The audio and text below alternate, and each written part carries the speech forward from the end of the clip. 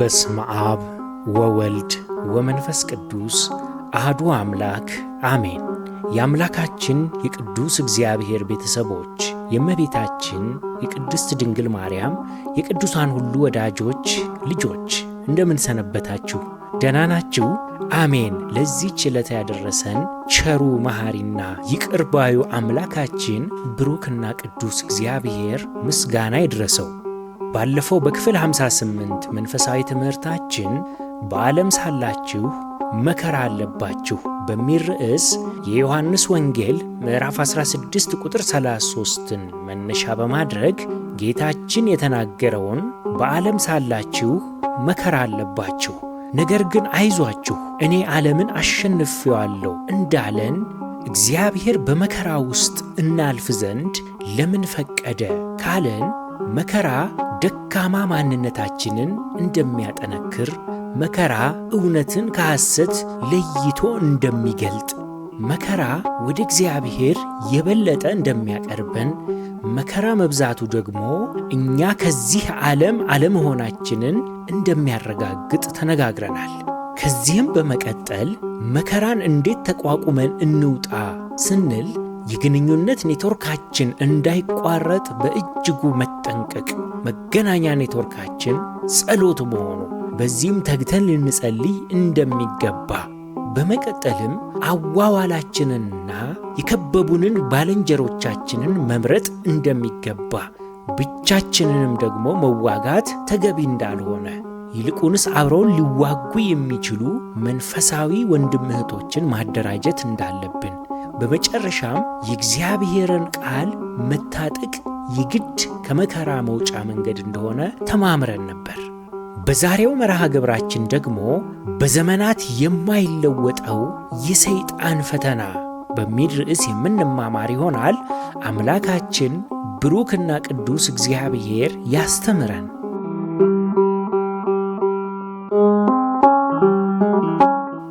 በዘመናት የማይለወጠው የሰይጣን ፈተና። ልጆች፣ በዛሬው መርሃ ግብራችን ሰይጣን ከክብሩ ተዋርዶ ከወደቀ በኋላ በቀደምቶቹ እናትና አባቶቻችን ከአዳምና ሔዋን ጀምሮ ጌታችንን በገዳመ ቆሮንቶስ እንደፈተነ እንዲሁም ደግሞ እኛንም በዘመናችን ሁሉ የሚፈትንበት ፈተና አቀራረቡ የተለያየ ቢሆንም መሰረታዊ ይዘቱና ዓላማው ግን ፈጽሞ የተለወጠ አይደለም። ማስመሰል እንጂ አዲስ ነገር መፍጠር ስለማይችል ላለፉት 7000 ዓመታት ያንኑ ሲደጋግም ኖሯል። ብዙዎችንም ካለማወቃቸውና አውቀውም በተግባር ባለመኖራቸው ምክንያት ከመንገድ ብዙዎችን አስቷል። የሰይጣን አቀራረብ ሁል ጊዜ በሆድ በዓይን አምሮትና በልብ ኩራት ፈትኗል፣ ሲፈትንም ይኖራል። እንዴት እንደሆነም በዝርዝር እንመለከታለን። አቀራረባችን ከአዳምና ሔዋን ውድቀት ጌታችን መፈተንና በድል ማሸነፉም እኛንም ዛሬ እንዴት እንደሚታገለን እንመለከታለን። አምላካችን ጌታችን አራያችን፣ የድል አክሊላችን፣ ጠላታችንን ድል ነስቶ የድል መንሳትን ምስጢር የገለጠልን ኢየሱስ ክርስቶስ አስተዋይ ልቡናን ይስጠን። ለትምህርታችን መነሻ የምናደርገው ጌታችን ለአዳምና ሔዋን ዕፀ በለስን አትብሉ ብሎ ሕግን ከሰጠ በኋላ ሰይጣን በእባብ ልብ ተሰውሮ ገብቶ ሔዋንን የጠየቃትን ጥያቄ መነሻ በማድረግ ነው። ኦሪት ዘፍጥረት ምዕራፍ 3 ቁጥር 6 እንዲህ ይላል፣ እባብም ለሴቲቱ አላት፣ ሞትን አትሞቱም፣ ከእርሷ በበላችሁ ቀን ዓይኖቻችሁ እንዲከፈቱ እንደ እግዚአብሔርም መልካምና ክፉን የምታውቁ እንድትሆኑ እግዚአብሔር ስለሚያውቅ ነው እንጂ አላት። ሴቲቱም ዛፉ ለመብላት ያማረ እንደሆነ ለዓይንም የሚያስጎመጅ ለጥበብም መልካም እንደሆነ አየች። ከፍሬውም ወሰደችና በላች፣ ለባሏም ደግሞ ሰጠችው፣ እርሱም ከእርሷ ጋር በላ ይላል። ቃላቱን አስተውለን እንመልከት። ለመብላት ያማረ፣ ለዓይን የሚያስጎመጅ፣ ለጥበብም መልካም የሚሉ ቃላትን ለመብላት ያማረ ስንል ሥጋዊ ፍላጎትን የሚያሳይ ነው። ለዓይን የሚያስጎመጅ ሲል የዓይን አምሮትን፣ ለጥበብም መልካም ሲባል የልብን ዓመፅ ያሳያል። የትኛውን ጥበብ? ክፉና ደግን የሚያሳውቅ መጥፎ ጥበብ። በዝርዝር ስንመለከታቸው ለመብላት ያማረ ሥጋዊ ፍላጎትን የሚያሳይ ነው። የሆድ ረሃብ ወይንም የምግብ ፍላጎት ተፈጥሯዊ ነው። ነገር ግን ከእግዚአብሔር ፈቃድ በሚጣረስ መንገድ ካልገታነው በራሱ መብላት ኃጢአት ባይሆንም መግቢያ በር ሆኖ ግን ሊያገለግል ይችላል። ለምሳሌ እንደ ልብ መብላትና መጠጣትን ተከትለው ሥጋዊ ፈቃድ፣ ዝሙት፣ ትዕቢት፣ ስካር፣ ዘፋኝነት፣ ጭፈራ ተንኳተው ይመጣሉ። የተራበ ሰው ዝሙት አያምረውም፣ ጠብና ክርክርንም አይሻም። ጠጣና ዝፈን ብትሉት ደግሞ ምን በልቼ ይላል። የራበውን ሰው ክለብ ወስዳችሁ እስክስታ ውረድ ብትሉት አንተ ደልቶሃል ተወኝ ወዲያ ይለናል። ለጠገበ ሰው ግን አንዱ አንዱን ጎትቶ እንደ ሰንሰለት ተቆላልፈው እንዲህ ያሉ ኃጢአቶች ይመጡበታል። እምቢ ለማለትም እንደ እውነቱ በእጅጉ ይቸገራል። በደንብ ከበላህ ማወራረጃ ያስፈልጋል። መጠጡን ተከትሎ ስካርና ዘፈን ጠግቦ ሰክሮ የሚጨፍር ሰው ደግሞ አጋጣሚው ሲመቸው በውስጡ ያደፈጠው የዝሙት መንፈስ እንደ ተራበ አንበሳ ዘሎ ጉብ ነው። ዝሙትን ተከትሎ የሚመጣው ጸጸት፣ ሐዘን፣ የክህደት ስሜት ወደ ተስፋ መቁረጥና ከዚሁ የኃጢአት አዙሪት ውስጥ እንዳንወጣ ደግሞና ደጋግሞ ሊደፍቀን ይችላል። ስለዚህ ምንጩ አብዝቶ መብላት በመሆኑ ሉጋሙ ጾም ነው። ሆዱን የገታ ተያያዥ ኮተቶቹን ማራቅ ይቻለዋል ማለት ነው። ስለዚህ ለመብላት ያማረ ሆኖ ለሔዋን የታያት በሥጋዊ ፈቃዷ ስለተጠመደች ነው። ሁለተኛው ለዓይን የሚያስጎመጅ ወይንም የዓይንን አምሮት የሚገልጥ ነው። ለዓይን የሚያስጎመጅ ሁሉ አይበላም። ጠርጥር ከገንፎ ውስጥ አለ ስንጥር እንደሚባለው ዓይናችንን የሳበን ሁሉ ውብ ላይሆን ይችላል። ኃጢአትን በመጀመሪያ በዓይናችን ስንመለከታት አስቀያሚነቷ ወይንም የመጨረሻ ውጤቷ ፈጽሞ አይታየንም። እንዲያውም በጣም ሳቢ፣ አጓጊ፣ አጣጥመን በቀላሉ ሸፋፍነን የምናልፋት ቀላል መስላ ትታየናለች። በዚህም በዓይናችን አምሮት እንጠመዳለን። ቀጥሎም በዓይን በርነት ፍላጎቱ ወደ ልብ ይዘልቃል። በፍጥነት እዚህ ደረጃ ላይ ሳለ ተጋግጠን የልባችንን ደጅ መዝጋት ካልቻልን ከምኞት ወደ ተግባር ይሸጋገራል። ስለዚህ ሔዋን ለዓይን የሚያስጎመጅ መስሎ የታያት በዓይን አምሮት በመጠመዷ ነው። ሦስተኛው የሔዋንን ልብ ያሸፈተው የተከለከለውን ጥበብ መፈለግ ነው። ለጥበብ መልካም የተባለው እንደ እውነቱ ከሆነ ከክፉ በቀር እግዚአብሔር የከለከላቸው አንዳች አልነበረም። ሥልጣን ከሆነ በፍጥረቱ ሁሉ ላይ ገዢ አድርጓቸዋል። ዕውቀትና ጥበብንም ከሆነ ከፍጥረት ሁሉ በላይ አዋቂ አእምሮና ልቡናንም ሰጥቷቸው ነበር። ታዲያ ምን ተፈልጎ ነው ከተባለ ከሁሉ በላይ እንደ እግዚአብሔር መሆን። ይህንንም ቢሆን ፈጣሪያችን ቅዱስ እግዚአብሔር እንደ እርሱ እንሆን ዘንድ የዘወትር ጥሪው ነበረ። እኔን ምሰሉ ቅዱስ ነኝና ቅዱሳን ሁኑ፣ መልካችን፣ ጠባያችን፣ ባህሪያችን እርሱን ይመስልም ዘንድ ይፈልጋል። ነገር ግን የሰይጣን ጥያቄ ውስጣዊ ፍላጎቱ ያጎደለባቸው ነገር እንዳለ እንዲሰማቸው ማወቅና መረዳት የሚገባቸው ነገር ግን የተደበቀባቸው ነገር መኖሩን እንዲያውም ከእርሱ ከእግዚአብሔር ውጪ በራሳችሁ ትችላላችሁ በነጻነት መድረስ የምትችሉበት ደረጃ እያለ ዘላለም በእርሱ ስር አድርጎ ጨቁኖ እንዴት ያስቀምጣችኋል?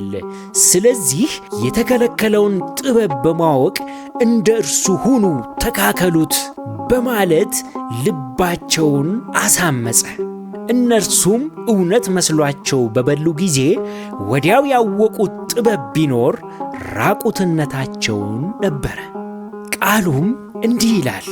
ኦሪት ዘፍጥረት ምዕራፍ 3 ቁጥር 7 የሁለቱም ዓይኖች ተከፈቱ፣ እነርሱም ራቁትነታቸውን እንደሆኑ አወቁ፣ የበለስንም ቅጠል ሰፍተው ለእነርሱ ለራሳቸው ግልድም አደረጉ ይላል። የተደበቀው ዕውቀት ይሄ ነበር፣ ክፉ ዕውቀት።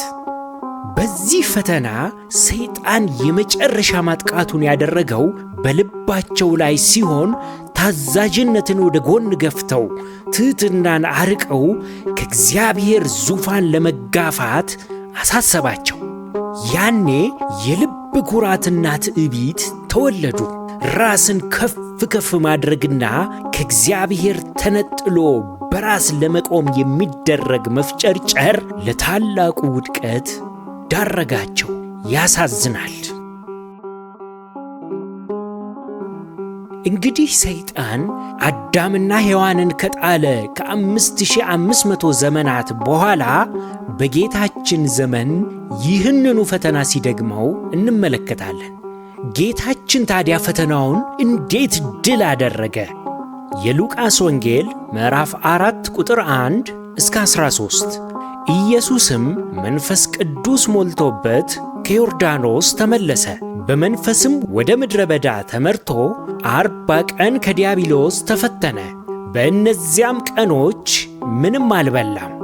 ከተጨረሱም በኋላ ተራበ። ዲያብሎስም የእግዚአብሔር ልጅ ከሆንክ ይህንን ድንጋይ እንጀራ ሁን ብለህ እዘዝ አለው። ኢየሱስም ሰው በእግዚአብሔር ቃል ሁሉ እንጂ በእንጀራ ብቻ አይኖርም ተብሎ ተጽፏል ብሎ መለሰለት። ዲያብሎስም ረጅም ወደሆነ ተራራ አውጥቶ የዓለምን መንግሥታት ሁሉ በቅጽበት አሳየው። ዲያብሎስም ይህ ሥልጣን ሁሉ ክብራቸውም ለእኔ ተሰጥቷል፣ ለምወደውም ለማንም እሰጠዋለሁና ለአንተ እሰጥሃለሁ። ስለዚህ አንተ በእኔ ፊት ብትሰግድ ሁሉ ለአንተ ይሆናል አለው። ኢየሱስም መልሶ ለጌታ ለአምላክህ ስገድ፣ እርሱን ብቻ አምልክ ተብሎ ተጽፏል አለው። ወደ ኢየሩሳሌምም ደግሞ ወሰደው። በመቅደስም ጫፍ ላይ አቁሞ ይጠብቁ ዘንድ መላእክቱን ስለ አንተ ያዝልሃል፣ እግርህንም በድንጋይ ከቶ እንዳትሰናከል በእጃቸው ያነሱሃል ተብሎ ተጽፏልና የእግዚአብሔር ልጅ እስከሆንክ ከዚህ ወደ ታች ራስን ወርውር አለው። ኢየሱስም መልሶ ጌታን አምላክን አትፈታተነው ተብሏል አለው። ዲያብሎስም ፈተናውን ሁሉ ከጨረሰ በኋላ እስከ ጊዜው ከእርሱ ተለየ ይላል። ቃሉን በዝርዝር ለመመልከት ጌታችን በጊዜው የነበረበት ሁኔታ እንዴት እንደነበር እንመልከት። የመጀመሪያው ጌታችን በመንፈስ ቅዱስ ተሞልቶ ነበር። ጌታችን በዮርዳኖስ ተጠምቆ እግዚአብሔር አብ የምወደው ልጄ ይህ ነው እርሱን ስሙት ካለ በኋላ መንፈስ ቅዱስን ተሞልቶ ወደ ገዳመ ቆሮንቶስ ለጾምና ለጸሎት የሄደበት ጊዜ ነበር። በዚህ በፈተናው ጊዜ ከዚህ የምንመለከተው የእግዚአብሔር ጸጋና የመንፈስ ቅዱስ ፍሬዎች በእኛ ላይ መታየት ሲጀምሩ በጠላት እይታ ውስጥ እንገባለን። መንፈሳዊ ከፍታችን የጠላትን ትኩረት ይስባል። ሌላው ጌታችን የነበረበት ሁኔታ ለ40 ቀናት ጾሞ ተራበ። በዚህ ጊዜ ከረሃብና ጥማቱ የተነሳ አካሉ ደክሟል። በምድረ በዳ ብቸኛም ነበረ። ከጎኑ አይዞህ ባይም አልነበረውም። የበረሃው ሙቀትና የሌሊቱ ውርጭም ተፈራርቆበታል።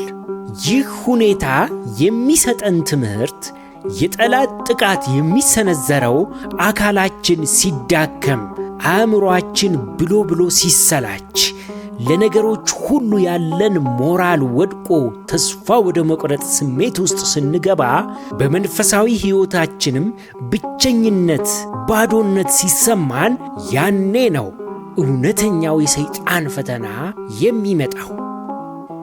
በዚህ ጊዜ ጌታችን እውነተኛ ሰው እንደነበረም አስተውሉ። በእውነት እንደኛ ከእመቤታችን ከቅድስት ድንግል ማርያም ከሥጋዋ ሥጋ ከነፍሷ ነፍስ የነሳውን ሥጋ ነው የለበሰው። እንደኛው ይርበዋል፣ ይጠማዋል፣ ብቸኝነትም ይሰማዋል። እያንዳንዷን ድካምና ሕማም በሰውነቱ አልፎበታል። ለዚህም ማረጋገጫው ቅዱስ ጳውሎስ በዕብራውያን መልእክቱ ምዕራፍ 4 ቁጥር 15 ላይ ከኀጢአት በቀር በነገር ሁሉ እንደኛ የተፈተነ ነው እንጂ በድካማችን ሊራራልን የማይችል ሊቀ ካህናት የለንም ብሎ ስለ ጌታችን ሁኔታ ገልጾልናል። እንዲህ ባለ ሁኔታ ውስጥ ሳለ ነው አጅሬ ለፈተና የቀረበው። አንድ ጥያቄ እናንሳ። ሰይጣን ለምን ጌታችን በተራበ ጊዜ ሊፈትነው ቀረበ? ምክንያቱም ረሃብ ለፈተና ያጋልጣል። እህል ሲርብህ ትኩስ ዳቦ ከቀድመ ሁኔታ ጋር ይዞ ከተፍ ይላል። ሰው ሲርብህ፣ ብቸኝነት ሲሰማህ ባልሆኑ ካንተ መርህና ስብዕና ጋር የማይሄዱ ሰዎችን ያቀርባል። እንዳትገፋቸው ሰው ርቦሃል፣ አማራጮች የሉህም። ትዳርና ፍቅርም ሲርብህ እንደማይሆኑ ውስጥህ ሲያውቀው ተው ፍጻሜው አያምርም እየተባለ እየተነገረህ ከውስጥህ ጠኔ የተነሳ የሆነው ይሁን ብለህ ትገባበታለህ። ለትንሽ ጊዜ መቋቋም አቅቶህ ዘመንህን ሁሉ ስታለቅስ ትኖራለህ። ስለዚህ ስትራብ ተጠንቀቅ። ከትኩስ ዳቦ ጋር የቀረበልን ቅድመ ሁኔታም በደንብ አስተውለው። ሌላው ሰይጣን ጌታችን በተራበ ጊዜ ለፈተና የቀረበው በረሃብ ጊዜ አካላዊ ድካም መንፈሳዊ ጽናትህን ስለሚገዳደረው ነው። ሲርብህ ከነፍስህ ይልቅ ሥጋዊ ጥያቄና ጩኸቱ ይበረታል። ይህንን ለማስታገስ ስትል ጥቃቅን የመሰሉህን ቅድመ ሁኔታዎች ላይ ለመደራደር ታቅማማለህ። ሰይጣን ጌታችን ስጦታውን ድንጋዩን ተቀብሎ ወደ ዳቦ ቀይሮ ረሃቡን እንዲያስታግስ ነበር ፍላጎቱ። ጌታችን ግን ቅድሚያ የሰጠው የመጣበትን የማዳን የሰው ልጆችን የማዳን ዓላማ የአባቱን ፈቃድ መፈጸም ነበር እንጂ በመለኮታዊ ሥልጣኑ ራሱን ሊያገለግል አልነበረምና መንፈሳዊ ምግብ የሆነውን ቃለ እግዚአብሔርን መረጠ። ሰው በእንጀራ ብቻ አይኖርም በእግዚአብሔር ቃል እንጂ በማለት መከተው። አንተም ብትሆን አስቀድመህ መንግሥቱንና ጽድቁን ተራብ፣ ሌላው በሙሉ ይጨመርልሃል የሚል መልእክትም አለው። ረሃብ ፈተናውን ያጸናል። ብቸኛ ሆነህ ድካም ሲሰማ፣ ስትሰላች፣ ሲታክትህ፣ ረዳት ከጎን ሲጠፋ፣ የኔ ያልከውን ሰው ስታጣ፣ በዚህ ሁኔታ ላይ ረሃብ ሲጨመርበት በእጅጉ የመቋቋም አቋምህ ይሟጠጣል። በዚህ ጊዜ ነው አጅሬ ቅድመ ሁኔታውን ይዞ የሚመጣው። ሌላው ሰይጣን በረሃብ ጊዜ የጌታችንን ማንነትና የመጣበትን ዋነኛ ዓላማ ላይ ነበር ጥቃቱን የሰነዘረው። ረሃብ ማንነትና ዓላማህን ለጥቃት ያጋልጣል። በባሕረ ዮርዳኖስ ጌታችን ሲጠመቅ በሉቃስ ወንጌል ምዕራፍ 3 ቁጥር 22 ላይ የምወድህ ልጄ አንተ ነህ፣ በአንተ ደስ ይለኛል የሚል ድምፅም ከሰማይ መጣ የሚለውን አጅሬ ሰምቷል። ይህንን ልጅነት ነው ያጠቃው። ከላይ ስንመለከተው ቀላል ቢመስለንም ፈተናው ይህንን የልጅነት ሥልጣን ነው ያጠቃው። በሉቃስ ወንጌል ምዕራፍ 4 ቁጥር 3 ላይ የእግዚአብሔር ልጅ ከሆንክ እያለ ደጋግሞ የጠየቀው ለማመን እንዳይመስላችሁ። ልጁ ብትሆንማ እስከዚህ መራብህ እኮ አግባብ አይደለም፣ እንዴት ያስርብሃል እያለ ነው ቀስ በቀስ ልጅን ከአባት ሊነጥል።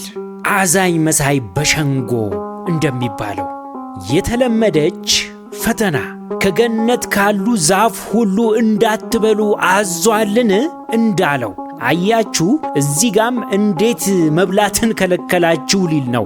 እዚያም ጋር ደግሞ ድንጋይ አቅርቦ ዳቦ አድርገህ ብላ ሲል አንድም ልጅነቱን ለማረጋገጥ፣ አንድም ደግሞ እንዴት ያስርብሃል አባትህ እያለ ነው።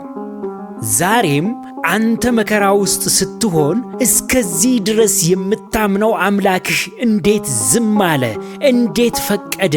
ወይ አንተን አያውቅህም፣ ካልሆነ ደግሞ ለአንተ ስቃይ ግድ የለውም ማለት ነው ይልሃል አጅሬ። በተራብክ ጊዜ፣ በተቸገርክ በመከራ ውስጥ ባለህ ጊዜ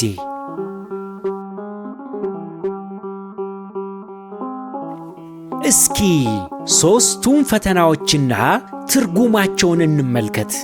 አንደኛ፣ ድንጋዩን ወደ ዳቦ፣ ሥጋዊ ምኞትን ያመለክታል። በራብህ ጊዜ ሥጋ መብላት ብቻ ነው የሚፈልገው። ያለህን ሥልጣንና ኃይል ተጠቅመህ ፍላጎትን ፈጽም። በዘመኑ ቋንቋ ሰርቫይቫል ኦፍ ዘ ፊተስት የሚል ጥያቄ ነው ለጌታችን የቀረበለት። የጌታችን መልስ ግን በኦሪት ዘዳግም ምዕራፍ 8 ቁጥር 3 ላይ ያለውን ቃል አጣቅሶ ሰው ከእግዚአብሔር አፍ በሚወጣ ነገር ሁሉ በሕይወት እንዲኖር እንጂ ሰው በእንጀራ ብቻ በሕይወት እንዳይኖር የሚለውን ቃል ጠቀሰለት። ሁለተኛው ፈተና ሰይጣን ወደ ከፍተኛ ተራራ ወስዶ በዓለም ያሉትን መንግሥታት ካሳየ በኋላ የጠየቀው ጥያቄ ቢኖር ወድቀ ስገድልኝ የሚል ነበር። ይህም የዓይን አምሮት ማለት ነው። ካሳየህ በኋላ ያጓጓህና ቅድመ ሁኔታን ያስቀምጣል።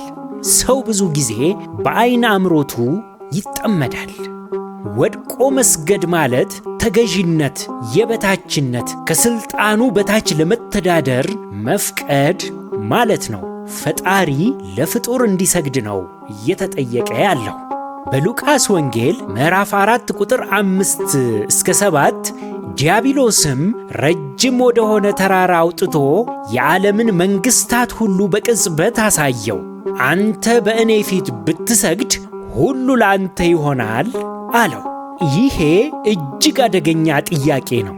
ጌታችንም በኦሪት ዘዳግም ምዕራፍ 6 ቁጥር 13 ላይ አስቀድሞ የተጠቀሰውን ቃል አንስቶ አምላክህን እግዚአብሔርን ፍራ፣ እሱም ብቻ አምልክ የሚለውን ቃልን በቃል መከተ።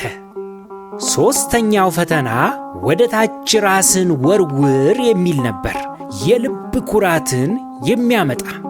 ሰይጣን በመዝሙረ ዳዊት ምዕራፍ 91 ቁጥር 11 እስከ 12 ያለውን ቃል በማንሳት ፈተናውን ያቀረበው። ቃሉ እንዲህ ይላል፣ በመንገድህ ሁሉ ይጠብቁ ዘንድ መላእክቱን ስላንተ ያዛቸዋልና እግርህም በድንጋይ እንዳትሰናከል በእጆቻቸው ያነሱሃል። የእግዚአብሔርን ጠብቆት የሚያሳይ የተስፋ ቃል ተጽፏል። ይህንን ቃል አጣሞ ነው ሰይጣን ራስን ወርውር ይጠብቁሃል እያለ የሚፈታተነው። ይህም የልብ ኩራትን ለማምጣት ነበረ። የጥያቄው ትርጉም ማንነትን አሳይ፣ ኃይልህ ይገለጥ፣ እግዚአብሔርም መላእክቱን ልኮ ይታደግህና በቤተ መቅደስ የተሰበሰበ ሰው ሁሉ ይይህ ያክብሩ፣ ክብርን ይስጡህ እያለው ነው።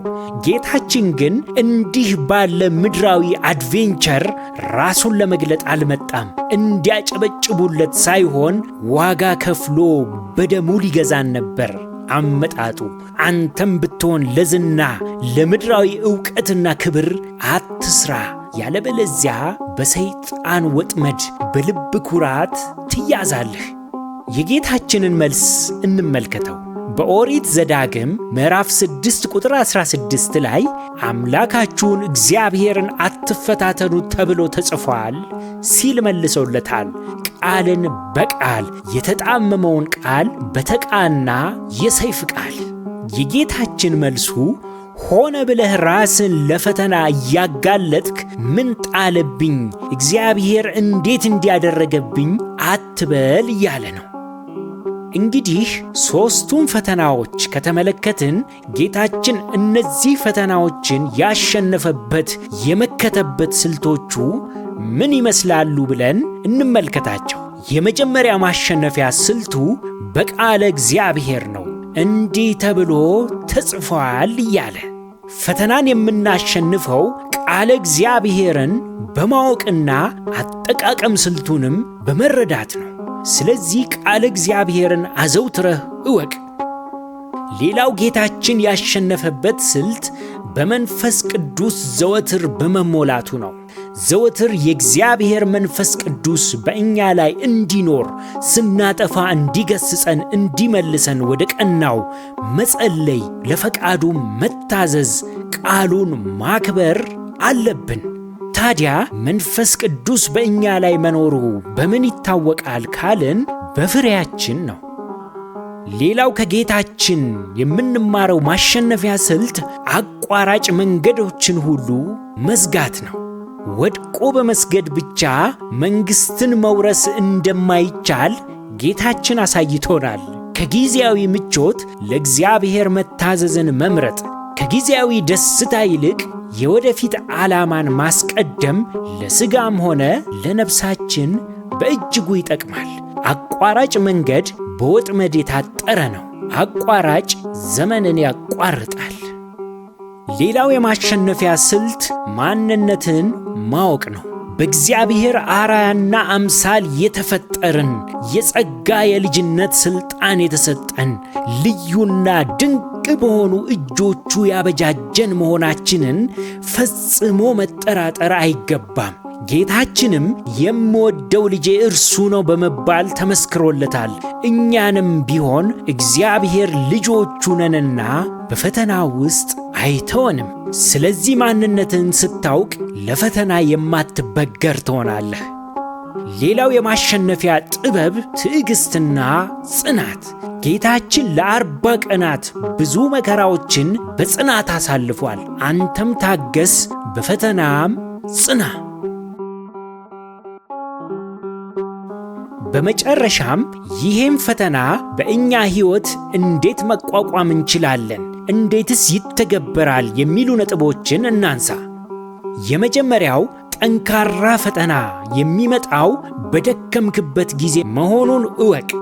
ሲርብህ፣ ስትጨነቅ፣ ብቸኝነቱ ሲጠናብህ፣ ስሜታዊ ስትሆን፣ መንፈሳዊ ድርቀት ስታሳይ፣ በዚህ ጊዜ ተጠንቀቅ።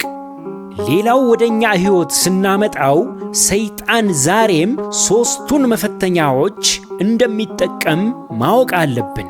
ሥጋዊ ምኞት፣ የዓይን አምሮት፣ የልብ ኩራት። ሥጋዊ ምኞት ስንል ምቾት፣ ደስታ፣ ጾታዊ ፍላጎት፣ ሱስ የመሳሰሉት ማታለያዎችን በመጠቀም ሥጋዊ ፍላጎትህን ያጠምዳል። የዓይን አምሮት ስንል የምትፈልገውን በማሳየት በማነጻጸር፣ በጉጉት፣ በስስት አቋራጭ መንገዶችን ከቅድመ ሁኔታ ጋር በማስቀመጥ በዓይንህ ይስብሃል። የልብ ኩራት ደግሞ ያለ የሌለህን እዩልኝ፣ ሁሉ ለእኔ፣ ከእኔ፣ በእኔ፣ እችላለሁ፣ ትችላለህ፣ ታደርጋለህ እያለ ራስን ከደመና በላይ በማድረግ ሰዎች እንዲገብሩልህ፣ አንቱ አንቱ እንዲሉህ ራስን አጋኖ ያሳይሃል። እንደ እውነቱ ከሆነ ግን አንተ ደካማ ሰው ነህና ኃያል ነህ የሚለውን ቃል እንዳትቀበለው። ነገር ግን ያንተ ኃይል የሚመነጨው ኃይልን በሚሰጠኝ በክርስቶስ ሁሉን እችላለሁ የሚለው የክርስቶስ ኃይል ነው እንጂ በራስህ ፈጽሞ ደካማነትህን ጠንቅቀህ እወቅ። ሌላው በእኛ ሕይወት ሲተረጎም ቃለ እግዚአብሔርን ማወቅ ታላቁ መሳሪያ ነው። ጌታችን ሰይጣንን በኃይሉ በሥልጣኑ በተአምራት ወይንም መላእክቱን አዞ አላሸነፈውም። ያሸነፈው በቃለ እግዚአብሔር ብቻ ነው። ይህንንም ኃይል ለእኛ እንድንጠቀምበት ዛሬም ሰጥቶናልና ቃለ እግዚአብሔርን እንደ ዋነኛ ማጥቂያ መሳሪያ አድርገህ ተጠቀምበት። ሌላው ከላይ እንደተመለከትነው ማንነትህን እወቅ። አንተ በክርስቶስ ኢየሱስ የሆነልህን የተደረገልህን ለወደፊቱም የተዘጋጀልህን የተከፈለልህን ዋጋ በሙሉ ጠንቅቀህ እወቅ። ይህንን ማንነትን ካላወቅ ሰይጣን ማንነትን ነጥቆ የራሱን ትርጉም ዲፋይን ያደርጋል። በዓለም እንደምንሰማው ከዝንጀሮ ከጦጣ መሰል እንስሳ ከታላቁ ፍንዳታ ከባክቴሪያ መጣችሁ ተፈጠራችሁ እያለ በሳይንስ ስም ብዙዎችን እንደሚያጭበረብረው ዋጋህን ወደ ባክቴሪያ ወደ ዝንጀሮ ያዋርደዋልና አንተ ግን በእግዚአብሔር አርአያና አምሳል ክብር የተፈጠርክ ድንቅ ፍጥረት ነህ። ክብርህን ጠብቅ። እግዚአብሔር እንዲህ ይልሃል፣ አንተ ልጄ ነህ፣ በመዳፌ ቀርጬሃለሁ፣ አልተውህም፣ አልረሳህም ይላል። ይህንንም ቃል ኪዳን ዘወትር በልብህ አኖረው። ሰይጣን ይህንን ልጅነት ሊያስጥልህ እንዲህ ይላል፣ አሁን አረጋግጥ፣ አሳየኝ ይልሃል። አንተ ደግሞ ለዚህ የምትሰጠው መልስ ለሁሉ ጊዜ አለው። በማየትና በመስማት ብቻ እንመላለስም። አባቴን አምነዋለሁ፣ በትዕግሥትም ሆኜ እጠብቀዋለሁ። የገባልኝ ተስፋ አይቀርም፣ ይመጣል በለው። አፍሮ ይመለሳል፣ ካንተም ይሸሻል። ሌላው በእኛ ሕይወት የሚተረጎመው ወደ ፈተና እንዳንገባ እንጸልያለን፣ ከገባን ግን መውጫውንም ያዘጋጅልናል የታመነው ጌታ። ጌታችን እንዳሳየን መፈተን ኃጢአት አይደለም። ኃጢአቱ ለፈተና እጅ መስጠቱ ነው። ተፈትኖ ድል ያደረገው ጌታ በፈተናችን ደግሞ ሊረዳን የታመነ ነው። በመጨረሻ ሁሌም ቢሆን የማምለጫ መንገድ አለ። የጌታችንን አካሄድ አስተውሉ። ሰይጣንን በመጽሐፍት ቃል ተቃወመው፣ ዘወትር በመንፈስ ቅዱስ ተሞልቶ ነበረ። ጥቃቅን ብትሆንም ከኃጢአት ጋር ፈጽሞ አልተደራደረም፣ አልተቀበለም። እኛም እንዲሁ በመጽሐፍት ቃል መቃወም፣ ዘወትር በመንፈስ ቅዱስ ተሞልተን እንደ ፈቃዱ መኖር፣ ጥቃቅን ብትሆንም ኃጢአትን ፈጽሞ መናቅ እንደሌለብን ከጌታችን እንማራለን። ማጠቃለያ፣ በዛሬው መርሃ ግብራችን በዘመናት የማይለወጠው የሰይጣን ፈተና በሚል ርዕስ ተማምረናል። ከአዳምና ሔዋን ጀምሮ ጌታችን የተፈተነበትና እኛም ዛሬ ሰይጣን የሚፈትንባቸው ፈተናዎች ተመሳሳይና የማይቀየሩ መሆናቸውን፣ ሰው በሆዱ በዓይኑ አምሮትና በልቡ ኩራት እንደሚጠለፍ እንደሚጠመድ፣ ጌታችን ፈተናውን እንዴት ድል እንዳደረገ የነበረበት ሁኔታ፣ የተፈተነባቸው ሦስቱ ፈተናዎችና ትርጉማቸውን፣ ጌታችን ፈተናዎችን ድል የነሳባቸውን ስልቶች ተመልክተናል። ዛሬም እኛ ፈተናዎች ሲገጥሙን መጠቀም የሚገባን ከጌታችን መድህናችን የተማርናቸውን የመመከቻና የማጥቂያ ስልቶችን ተመልክተናል። የዛሬው መርሃ ግብራችንን ከማጠናቀቃችን በፊት የመወያያ ጥያቄዎችን እናቀርብላችሁ። የመጀመሪያው ጥያቄ፣ ከዚህ ትምህርት ምን ተማራችሁ? እናንተስ በየትኛው ፈተና ተፈትናችሁ ታውቃላችሁ? ከዚህ በኋላስ እንዴት ለመቋቋም ከወዲሁ ራሳችሁን ታዘጋጃላችሁ። የዛሬው መርሃ ግብራችን ይህንን ይመስል ነበር። ያስተማረን የመከረን የአባቶቻችን የቅዱሳን አምላክ ቅዱስና ብሩክ እግዚአብሔር ምስጋና ይድረሰው። የእግዚአብሔር ቸርነት፣ የእመቤታችን የቅድስት ድንግል ማርያም ማላጅነት፣ የጻድቃን የቅዱሳን ሁሉ ተራዳይነታቸው አይለየን። ወስብሐት ለእግዚአብሔር።